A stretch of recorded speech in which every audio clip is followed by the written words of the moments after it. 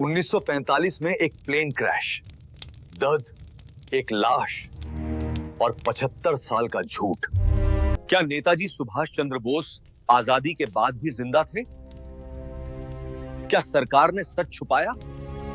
आज इस वीडियो में खुलेंगे सारे राज, बिना किसी डर के। नमस्कार दोस्तों, आज हम बात करने जा रहे हैं भारत के इतिहास के सबसे बड़े रहस्य की, जो पिछले 75 सालों से छुपा हुआ है। हाँ, आपने सही सुना, भारत का सबसे बड़ा राज, जो अनसुनी सच्ची कहानी है। ये कहानी है नेताजी सुभाष चंद्र बोस की मौत की मिस्ट्री की। एक ऐसा रहस्य जो आज भी अनसुलझा है, जो सरकारों की फाइलों में दबा पड़ा है और जो लाखों भारतीयों के मन में सवाल पैदा करता है। क्या नेताजी 1945 में प्लेन क्रैश में मारे गए थे, या वे जिंदा थे और सरकार ने इसे छुपाया? ये स्क्रिप्ट आपको पूरी कहानी बताएगी, कदम दर कदम, सबूतों और थ्योरियों के साथ। चलिए शुरू करते हैं। सबसे पहले, नेताजी सुभाष चंद्र बोस कौन थे? वे भारत के स्वतंत्रता संग्राम के सबसे बड़े योद्धा थे। 23 जनवरी 1897 को कटक, उड़ीसा में जन्मे सुभाष एक अमीर परिवार से थे। उनके पिता जानकीनाथ बोस एक वकील थे और मां प्रभावती देवी। सुभाष बचपन से ही देशभक्त थे। उन्होंने आईसीएस की परीक्षा पास की, लेकिन ब्रिटिश राज की नौकरी ठुकरा दी। कांग्रेस में शामिल होकर उन्होंने गांधी जी के साथ काम किया, लेकिन उनके तरीके अलग थे। गांधी जी अहिंसा के पुजारी थे, जबकि सुभाष क्रांति चाहते थे। 1938 और 1939 में वे कांग्रेस के अध्यक्ष बने, लेकिन गांधी जी से मतभेद के कारण इस्तीफा देना पड़ा। द्वितीय विश्व युद्ध के दौरान सुभाष ने ब्रिटिशों के खिलाफ लड़ाई तेज की। 1941 में वे घर से भागकर जर्मनी पहुंचे, हिटलर से मिले और मदद मांगी। फिर जापान गए, जहां उन्होंने आजाद हिंद फौज आईएनए बनाई। तुम मुझे खून दो, मैं तुम्हें आजादी दूंगा, ये उनका प्रसिद्ध नारा था। आईएनए ने ब्रिटिश सेना से लड़ाई लड़ी और पूर्वी भारत में घुस आई, लेकिन युद्ध में जापान की हार हुई और 1945 में सब कुछ बदल गया। यहीं से शुरू होता है रहस्य। आधिकारिक कहानी क्या है? 18 अगस्त 1945 को नेताजी सिंगापुर से बैंकॉक, फिर साइगॉन पहुंचे। वे सोवियत संघ से मदद लेने जा रहे थे, क्योंकि जापान हार चुका था। उन्होंने आईएनए के फंड से भरे 4 सूटकेस साथ लिए, सोने के जेवर, पैसे, तोहफे, कुल 75-90 किलो वजन। प्लेन था मित्सुबिशी KI-21 बॉम्बर, जिसमें हबीबुर रहमान, जापानी जनरल शिदेई और अन्य थे। प्लेन में अतिरिक्त ईंधन और सूटकेस के कारण वजन ज्यादा था। ताइहोकू, ताइवान से उड़ान भरते ही इंजन फेल हुआ, प्लेन क्रैश हो गया। नेताजी गैसोलीन से लथपथ जल गए, लेकिन होश में थे। उन्हें नानमोन सैन्य अस्पताल ले जाया गया। डॉक्टर योशिमी के अनुसार उनकी हालत गंभीर थी। रात 9-10 बजे उनकी मौत हो गई। 20 अगस्त को अंतिम संस्कार और 23 अगस्त को टोक्यो रेडियो ने घोषणा की। उनकी अस्थियां टोक्यो के रेंकोजी मंदिर में रखी गईं। लेकिन क्या यह सच है? 75 साल बाद भी क्यों रहस्य है? क्योंकि कई सबूत इस कहानी को झुठलाते हैं।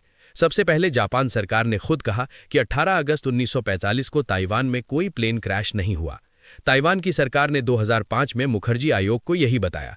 फिर अस्पताल के रिकॉर्ड में मौत का समय अलग अलग है, कहीं 7 बजे, कहीं 9 बजे। हबीबुर रहमान जो प्लेन में थे, भारत लौटकर नेहरू से मिले और कहानी बताई, लेकिन कई विरोधाभास थे। क्या हबीबुर झूठ बोल रहे थे या कोई बड़ा प्लान था? नेताजी के परिवार को विश्वास नहीं। उनकी बेटी अनीता बोस और पोते चंद्र कुमार बोस कहते हैं कि मौत नहीं हुई। वे मानते हैं कि नेताजी रूस गए, जहां स्टालिन ने उन्हें कैद किया। क्यों? क्योंकि नेहरू नहीं चाहते थे कि नेताजी लौटे, क्योंकि वे कांग्रेस के लिए खतरा थे। नेहरू ने ब्रिटिशों से कहा था कि अगर नेताजी लौटे तो उन्हें गिरफ्तार करें। क्या नेहरू ने मौत की अफवाह फैलाई? ये थ्योरी बहुत चर्चित है। अब बात आई आईएनए के खजाने की। वे 4 सूटकेस कहाँ गए? क्रैश के बाद 60 किलो सोना गायब। 1952 में सिर्फ 11 किलो भारत लाया गया, जिसकी कीमत आज 280 करोड़ है। बाकी कहाँ? क्या नेहरू सरकार ने इसे छुपाया या नेताजी ने खुद इसे सुरक्षित रखा? ये रहस्य 1945 से छुपा है और 75 साल बाद भी फाइलें पूरी तरह खुली नहीं। 2016 में मोदी सरकार ने 100 फाइलें भी क्लासिफाई की, लेकिन कोई नया सबूत नहीं। क्यों? क्योंकि अगर सच निकला कि नेताजी जिंदा थे, तो इतिहास बदल जाएगा। नेहरू, गांधी, कांग्रेस, सबकी छवि पर असर। ये है भारत का सबसे बड़ा राज। अब हम गहराई में जाते हैं। स्वतंत्र भारत में नेताजी की मौत की जांच के लिए कई समितियां बनी, लेकिन हर बार रहस्य गहराया। सबसे पहले मित्र देशों की जांच। 1945-46 में ब्रिटिश और अमेरिकी अधिकारियों ने जांच की। एडमिरल माउंटबेटन ने आदेश दिया। रिपोर्ट, मौत प्लेन क्रैश में हुई। बैंकॉक, साइगॉन, ताइहोकू में पूछताछ हुई। कर्नल जॉन फिगिस ने टोक्यो में जापानी अधिकारियों से बात की। निष्कर्ष, मौत शाम 7-8 बजे अस्पताल में। लेकिन ये रिपोर्टें गोपनीय थी और भारत में अफवाहें फैली कि नेताजी जिंदा हैं। 1956 में नेहरू सरकार ने शाहनवाज कमेटी बनाई। सदस्य शाहनवाज खान, आईएनए के पूर्व मेजर जनरल, सुरेश चंद्र बोस, नेताजी के भाई एसएन मैत्रा। उन्होंने 67 गवाहों से बात की, 11 चश्मदीद थे। निष्कर्ष, मौत 18 अगस्त को क्रैश में हुई, अस्थिया रेनकोजी मंदिर में। लेकिन सुरेश बोस ने रिपोर्ट पर साइन नहीं किया। उन्होंने कहा कि सबूत कमजोर है और भाई की मौत नहीं हुई। इससे अफवाहें और बढ़ीं। सुरेश बोस ने अपनी रिपोर्ट में कहा कि नेहरू ने जांच प्रभावित की। फिर 1970 में इंदिरा गांधी सरकार ने खोसला कमीशन बनाया, न्यायमूर्ति जीडी खोसला की अगुवाई में। 224 गवाहों से पूछताछ, सहयात्रियों, डॉक्टरों से बात। निष्कर्ष, मौत क्रैश में हुई, कोई साजिश में ही। लेकिन कमीशन ने कई थ्योरियां सुनी, जैसे नेताजी रूस में देखे गए या वे साधु बनकर भारत लौटे। खोसला ने इन्हें असत्यापित कहा। रिपोर्ट में लिखा कि हबीबुर रहमान की गवाही विश्वसनीय है, लेकिन विरोधाभास थे, जैसे प्लेन का समय, अस्पताल का नाम। सबसे विवादास्पद थी 1999 की मुखर्जी जांच। अटल बिहारी वाजपेयी सरकार ने न्यायमूर्ति मनोज मुखर्जी को नियुक्त किया। 2005 तक जांच चली। आयोग ताइवान गया, जहां सरकार ने कहा कि 1945 में कोई क्रैश नहीं हुआ। रिपोर्ट, मौत नहीं हुई, रेनकोजी की राख नेताजी की नहीं। डीएनए टेस्ट की सिफारिश, लेकिन मनमोहन सिंह सरकार ने रिपोर्ट रिजेक्ट कर दी। क्यों? क्योंकि अगर मौत नहीं हुई तो नेहरू और कांग्रेस की भूमिका पर सवाल। मुखर्जी ने संसद में कहा कि सरकार ने दबाव डाला। 2017 में आरटीआई से सरकार का जवाब, मौत क्रैश में हुई, तीनों रिपोर्टों पर आधारित। लेकिन मुखर्जी रिपोर्ट को क्यों नकारा? क्योंकि वो आधिकारिक संस्करण से अलग थी।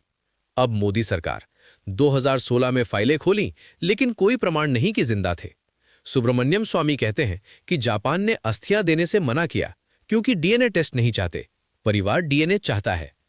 ये जांचें दिखाती हैं कि सरकारें सच छुपाती रहीं। नेहरू ने 1945 में ब्रिटिशों को लेटर लिखा, अगर बोस लौटे तो गिरफ्तार करें। क्यों? क्योंकि बोस कांग्रेस को चैलेंज करते। आईएनए ट्रायल में बोस की लोकप्रियता देखी गई। अगर वे लौटे तो नेहरू पीएम नहीं बनते। ये थियरी अनुज धर की किताबों में है। धर कहते हैं कि बोस रूस गए, स्टालिन ने कैद किया, नेहरू जानते थे। 1950 में नेहरू सोवियत गए, शायद बात की। एक और जांच, गुमनामी बाबा केस। 2016 में यूपी सरकार ने आयोग बनाया। निष्कर्ष, बाबा बोस के अनुयायी थे, बोस नहीं।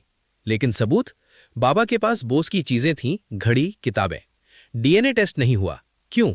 रहस्य। ये सभी रिपोर्ट्स 75 सालों में बनी, लेकिन रहस्य वही। सरकारें क्यों छुपाती हैं? क्योंकि सच निकला तो राजनीतिक भूचाल आएगा। नेहरू परिवार, कांग्रेस, सब पर दाग।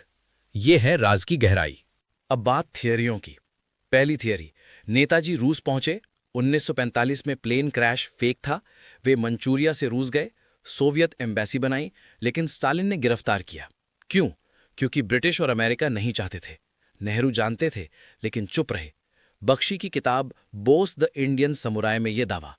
1946 में सोवियत राजदूत ने नेहरू से कहा कि बोस रूस में है। नेहरू ने इग्नोर किया। 1953 में बोस साइबेरिया की जेल में मरे। सबूत, सोवियत फाइलें, लेकिन रूस ने डिनाई किया। दूसरी थियरी, शॉलमारी साधु। 1959 में कूच बिहार के शॉलमारी आश्रम में श्रीमद शारदानंद जी को बोस कहा गया। वे 1977 तक जिए, लेकिन इनकार किया। अनुयायी कहते थे कि वे बोस हैं, ब्रिटिश से छुपे, लेकिन कोई डीएनए नहीं। तीसरी, श्योपुर कला का साधु। मध्य प्रदेश में ज्योतिर्देव साधु को बोस माना गया। कहानी, प्लेन क्रैश से बचे, भारत आए, लेकिन असत्यापित। सबसे बड़ी थियरी, गुमनामी बाबा। 1950 के दशक में भारत आए, फैजाबाद, अयोध्या में रहे। 1985 में मौत। बाबा कभी चेहरा नहीं दिखाते, पर्दे के पीछे बात करते। उनके पास बोस की फैमिली फोटोज, घड़ी, टेलीग्राम थे। अनुयायी कहते वे बोस हैं। 1985 में मौत के बाद उनका चेहरा किसी को नहीं दिखाया। क्यों? साजिश। चंद्रचूड़ घोष की किताब में दावा, बाबा बोस थे। वे 1945 में बचे, रूस से भारत लौटे, नेहरू से मिले, लेकिन छुप कर रहे। नेहरू ने मदद की, लेकिन पब्लिक नहीं किया। गुमनामी बाबा के कमरे से 2600 आइटम मिले। जर्मन दूरबीन, बोस की किताबें, डीएनए टेस्ट। परिवार ने मांगा, लेकिन सरकार ने नहीं किया। 2019 में मोदी सरकार ने कहा, बाबा बोस नहीं। लेकिन क्यों? टेस्ट नहीं। क्योंकि अगर पॉजिटिव तो नेहरू पर आरोप। एक और थ्योरी, आईएनए खजाना। बोस के पास सोना था जो गांधी नेहरू को मिला। 1946 में कांग्रेस ने इसे इस्तेमाल किया।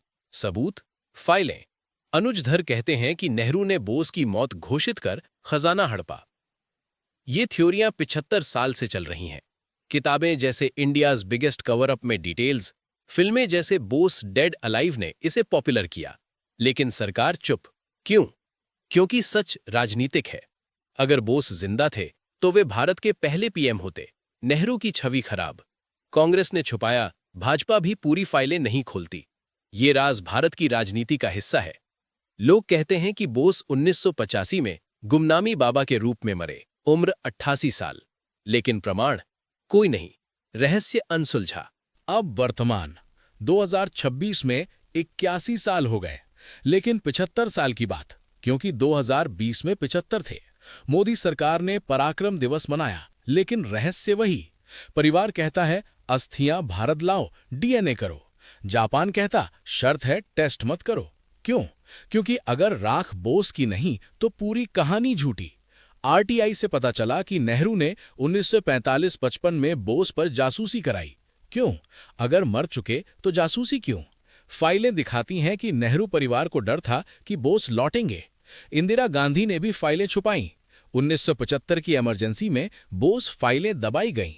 अनुज धर और चंद्रचूड़ घोष जैसे रिसर्चर कहते हैं बोस 1945 में बचे, रूस गए, 1949 में भारत लौटे, नेहरू से मिले, साधु बने।